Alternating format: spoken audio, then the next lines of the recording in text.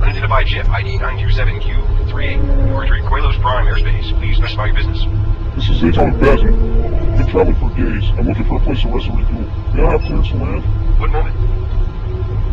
You are cleared for landing, Spaceport Bolo. Follow nav beacon 544.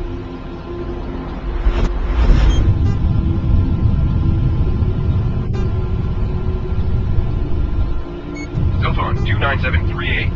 Approaching Bethel. Navigate to Boy and stay clear of the asteroid. No problem. I prefer the direct approach. Monty, is that you? Glad to have you back. During what's a rough time? Yeah, I've had better days. The data on board my ship computer should prove invaluable. Patch me a secure line to HQ. Priority code 909*1. Secure line is up. It's all yours. HQ. Relay on message from Dawn. Squad here. Mission complete.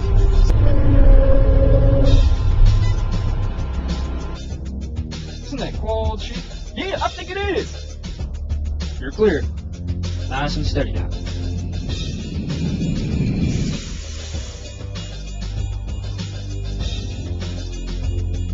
If we can't retrieve those plans, you'll know what that's about. Shields up! Hostiles inbound, scramble all fighters!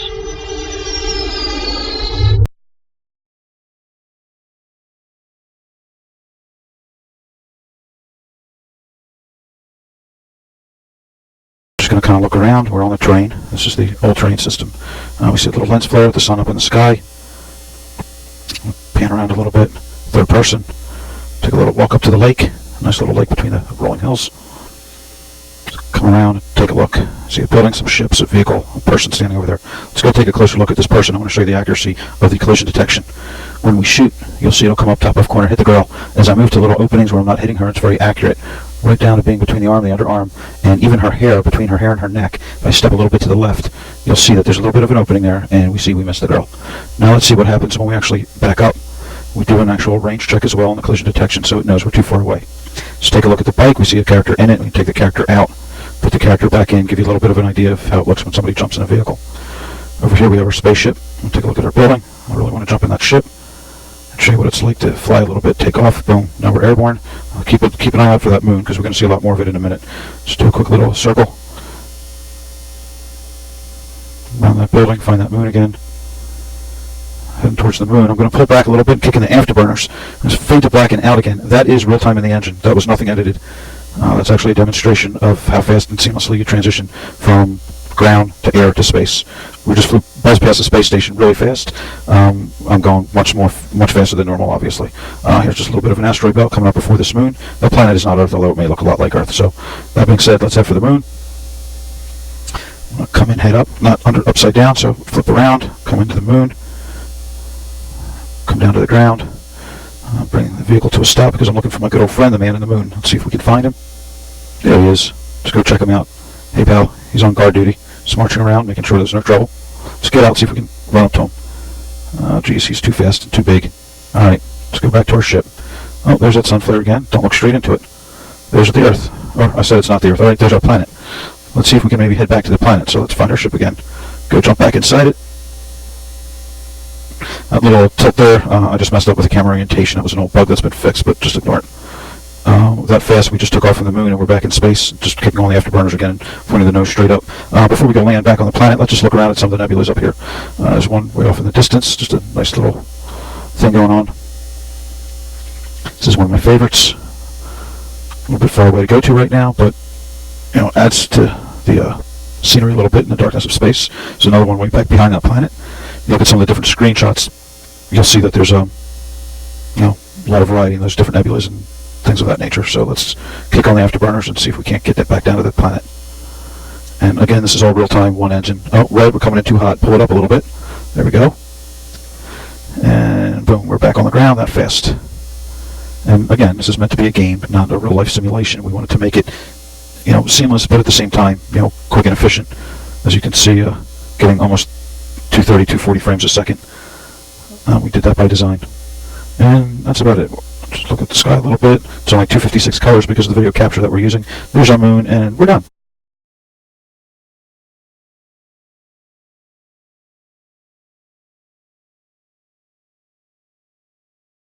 View walking. Now we're going to switch to a running mode. These trees are high-resolution billboards. Back to first-person view. Now you'll notice in the top left corner is a map of the entire planet. The red block represents the cell you're on. In the top right-hand corner is a map of the cell, and the red block there represents the player himself. Here we're just kind of panning across the terrain. I see a beach off in the distance. I want to head over there, so we're going to fly. We have a little flying mode option, and we're going to use a turbo boost speed because this planet, even though it's a small planet, it's still quite large. It's about the size of, well, scrap that because you guys won't understand. We're going to head into the water now, and you'll see we have a filter that actually lets you see, or lets it look more like you're underneath the water. Notice the high-resolution texture on the beach. Now you saw a little faux pas there. That's just a little tweak I have to do for the when I kick the filter on. Now I'm traveling over to a spot in the water here that's a little cavern. Instead of it taking so long, I'm going to use that high speed again. Any second, we're going to go real fast, and we're just going to get to that area. There we go. So now you see some nice shading going on. And I think we're going to switch to, there we go, Planet 2. This is my medium-sized planet. This planet, you see the map in the top left-hand corner changed. This is about the size of the state of New Jersey in the United States. Just kind of looking at the high-resolution grass here. Now we're going to kick into that flying mode again and just kind of buzz at high speed. And this is faster than a rocket ship at this speed. Just kind of going over the terrain, letting you see how big, even this planet really is. If you just think about this in comparison, you kind of lose the idea of how small you really are when you're traveling at that high speed. So now we're back on the ground and we're just running. And even though the speed of the running can be tuned, I'm still not sure if I'm maybe still going a little bit too fast. But you see it's taking a long time to get up the side of this hill or mountain or whatever you want to call it. So you see some shading going on between the grass and the dirt and the beach. Look around. We're going to tired of walking slow, so we're going to kick on the speed again and just go fast and kind of cover some more distance.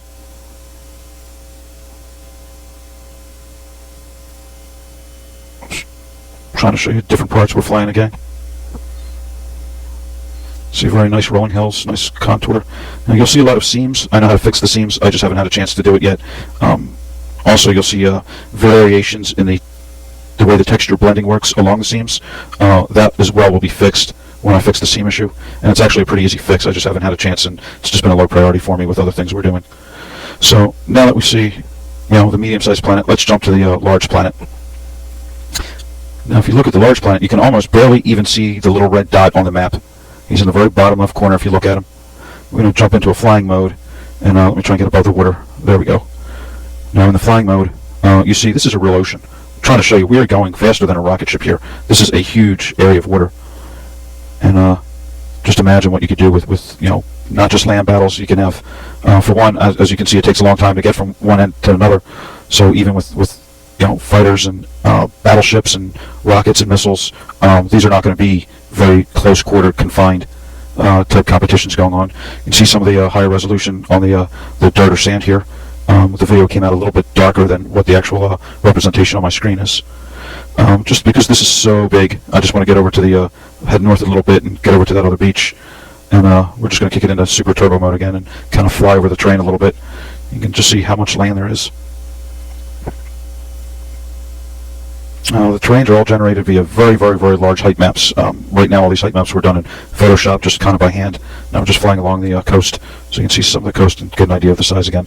But in future versions, we'll actually have a height map generator that will give us much greater ranges. Right now, we're limited to a scale of 255 for grayscale, and I want to change that, make it a full integer, 4 bytes, and have a range of billions, and that will give me a true mountainous areas without having to lose.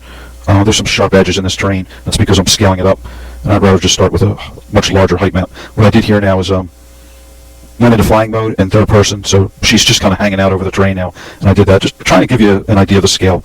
I don't have enough buildings and plants and trees and stuff yet to really do that. Maybe in the next version in a few weeks, but I just kind of want you to just see this is a big planet. So we're going to zoom in on her so you can say goodbye, and that about wraps up.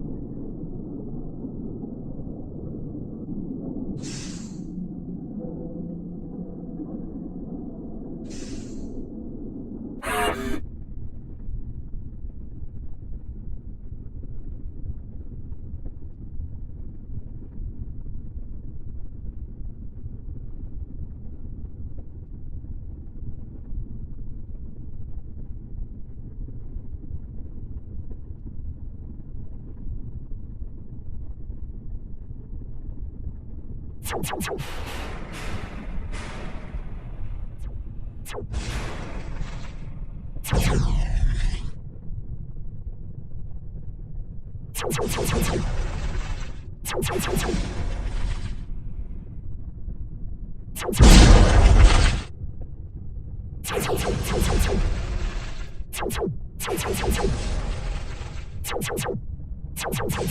you.